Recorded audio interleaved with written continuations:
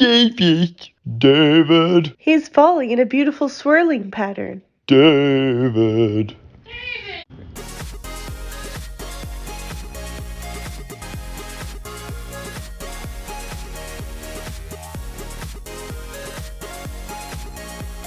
What is up, everyone?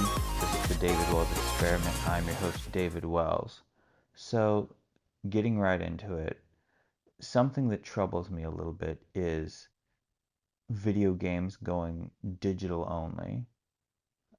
I've been to stores and I see plenty of video games at GameStop, Best Buy, Target. So, when I hear people saying that physical media of video games is becoming increasingly niche, I'm like, I don't know, do we want that? I feel like if that does indeed become the case, we're going to head to an increasingly slimmer retro gaming community because eventually all video games do become retro. And yeah, so I think I've mentioned this before. I feel one aspect of gaming that has not become retro because they have a slightly different setup is mobile phones. For whatever reason, I feel if there's one thing I can praise mobile phones about, it is this. The app you bought all the way back in 2010, you can buy that in 2022. You can download that onto your phone and you can play it. Sometimes there are updates, which, a bit of a caveat, but it'd be great if maybe there was an option where you could download different versions of said app. But for the most part, you buy it and then you've got it. Now, that's a problem with video games because it seems to me that I think I did talk about this a little bit earlier, but it seems that once you, like with digital, it seems the shops are not set up to continually carry those games. I think it was Nintendo that announced that on their eShop, certain DS purchases and Wii U purchases won't be available for download again. And I don't know, I feel like they've got to work on that. Like, why not just switch it to.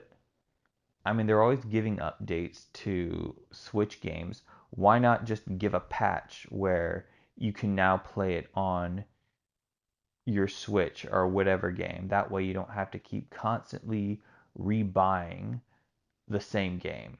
I mean, I guess there is a financial incentive for that. But with mobile phones, they don't make you repurchase another version of the same act.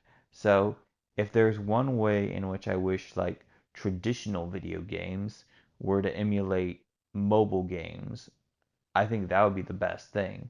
But then again, they've got to, make money and everything. So, I think it would go a long way. Anyway, that's just one thing to gripe about. What other things do I want to complain about? Or no, I don't want to complain. It's too easy to complain. I was going to say something else, but I'm totally blanking. Oh, I heard that Taco Bell has run out of their Mexican pizza after having brought it back from I I never bought the Mexican pizza. It wasn't my thing. I think because I'd made it at home basically. So I didn't see what all the fuss was about. Anyway, if Taco Bell was going to bring back anything, I think they should bring back the double decker because that's the only reason that I went to Taco Bell for the longest time. I remember when I was a kid and they brought it up, I was like, this is a thing? That looks delicious. And so for as long as I went to Taco Bell, that was pretty much all I got. Then they stopped and I stopped going. But I guess it must have not been. Maybe it just wasn't like cool enough of an item. I mean, when you've got a taco made out of Dorito shells, I guess the double decker seems plain in comparison. But I mean, they still sell regular burritos.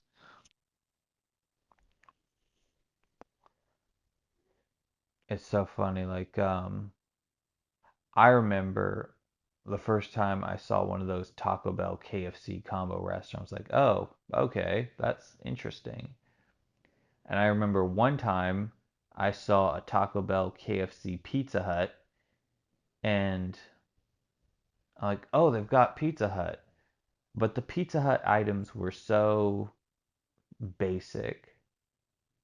Now, the one thing that this Pizza Hut, KFC, Taco Bell had going for it was that it had a small game room. I guess they were sort of trying to compete with Chuck E. Cheese or Mr. Gaddy's.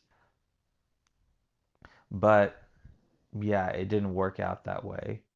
What's funny is like the prizes they have are things that you could totally just go ahead and buy and get yourself. But because it's the object of winning something, achieving a goal, you get a bit more hyped about it than you otherwise would. Speaking of pizza places, I was so I'm not getting paid to mention this dude's channel, but sometimes I like to put stuff on in the background with like random factoids of information. One of them is this YouTube channel called The Company Man, where basically he just talks about the history of different companies or products.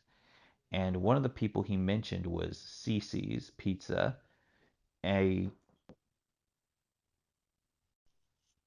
Cicis Pizza. Yeah, so yeah, there's this guy called the Company Man, and he did a video called The Rise and Fall of Cicis. So what's funny is I remember going to Cicis and they weren't too bad. Um, it kind of felt like a scaled, pared down version of Mr. Gaddy's, at least the big one. Which is, it's funny, Mr. Gaddy's for the longest time in its movie room, it seemed to play Batman and Robin forever on repeat. That and Flubber. But anyway,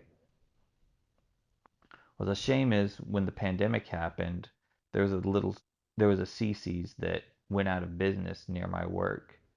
Now, it's funny. Recently, a couple years back, I tried going to a Mr. Gaddy's by myself, and it just felt different. Probably because I'm a grown up now, and Mr. Gaddy's was aimed at kids, but it just felt weird being like a regular dude by himself there. Now, Cece's, if I just felt like I need a bunch of carbs, I still felt like I could go in there, just eat pizza, and then get out of there without feeling weird about it. It's funny. If I keep saying it's funny, I'm going to turn myself into a meme. But anyway, I was looking at I was watching that video by the Company Man about CC's, and they started off with minimal resources, but the dude who made it was really committed to ensuring had quality. And so they dutifully kept opening locations and making sure that they did well. And they really didn't try to screw anybody over on the prices. And funny thing is, I forget the dude's name, but apparently one of the founders, when he decided, I'm thinking of doing other things, when he sold his part of the company, he donated like a good amount of it to his church and stuff.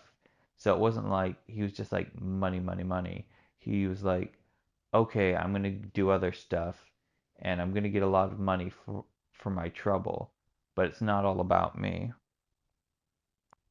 And so people have noticed that's when CC's sort of started to go downhill, which is a shame. Um, they weren't terrible. I mean, they weren't great. I mean, what pizza place this day and age is great? Oh, speaking of pizza, the other day my brother, he got some birthday money and he went to Sam's Club and opened up an account. And I forgot how good Sam's Club pizza was. Everybody talks about Costco pizza being great, which it is. I'm not knocking it. But having reacquainted myself with Sam's Club pizza, I'm like, oh, this is good too. It's fun. Nope, I'm not going to say that catchphrase. I'm going to turn into a meme. But I keep saying I'm going to ride my bike to work, but my work would be a 30-minute bike ride. Now, I know that if I made this a habit, I could save $160 worth of money on gas. Yeah, that's just how bad things are. Um, but you know what? Such is life, I guess. Oh, one place I haven't been to since the pandemic. Um, there's this really great video game store called Propaganda Palace. It's where I bought a lot of my Game Boy games from. I didn't buy my Game Boy Color from them. I got that from another retro place, but I really like Propaganda Palace. And I wanted to get a copy of Pokemon Silver version fixed, but the guy who fixed cartridges was the guy's dad, and he was already immunocompromised, and there were no vaccines when I went over there. So, yeah, I couldn't get it looked at. Plus, batteries were hard to come by at that time. I really hope that place is doing great because the dude there, man, he was, in my opinion, if he hears this, he should have his own podcast because he's got a salesman's voice and he just has a voice that's made for radio, and he is incredibly knowledgeable about all the stuff he's selling. So, fun fact, you know how back in the day when a game wasn't working, we'd take out the cartridge and blow in that? Well, that is actually a bad idea. If you're thinking of getting into retro games or you are one, you should know that when you do that, it builds up residue and it actually makes things worse. I honestly don't know how that idea propagated, but yeah, it's a bad idea. And yeah, what's crazy is I remember stepping into Propaganda Palace for the first time. It felt like a living museum. There was pretty much every video game console that has ever existed is there. I even saw the original 1983 Famicom, the NES that was released in Japan. And they have some really obscure video game systems. I think they have a Magnavox Odyssey, which is boring to play, but as a piece of video game history, you pretty much have to have it.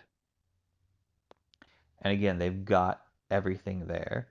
And I really want to go back and visit, but I don't have any discretionary funds to speak of, so I'm going to have to hold off on that. But if you are in San Antonio, Texas, you should visit a place called Propaganda Palace. Not getting paid to mention them, they're just really cool people and they know their craft well. Propaganda Palace, it's on Ashby and McCullough. If you're into old school video games, you won't regret it. And old school these days can mean even as far back as 2006, which just makes me feel old, lol. But give them yeah, go check them out. They will make sure that your old games work and they test everything. Well, this is kind of a weird random episode of the David Wells experiment, but then again, when are they ever not that way? Have an absolutely super day, and we'll see you next time. Bye.